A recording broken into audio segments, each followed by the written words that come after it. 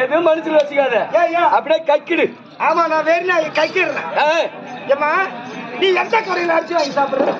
நான் ரேஷன் கடையில் வாங்கி சாப்பிடுறேன் ஐயா. நானும் கூப்பன் கடையில் தான் வாங்கி சாப்பிடுறேன். ஒன்னும் உப்பு மாட்டேங்குது. என்னட்ட ஒப்பணும். ஆமா, இங்க உக்காந்துக்கிறாங்க ஆட்டமாங்களே, எல்லாருக்கும் தெரியும் திருக்கோளூர். திருக்கோளுக்கு வந்தா டீ கடை பக்கத்துல லட்சுமி பண்ண கடைன்னு ஒரு கடை இருக்குது. கிடுகிடுன்னு காலைல ஆட்டம் ஆட்டு நேரா அந்த கடைக்கு போ. 50 கிராம் தமுரம் வாங்கி எவ்வளவு? 50 கிராம் போதும். அதே உடம்புக்கு அதே போகும்.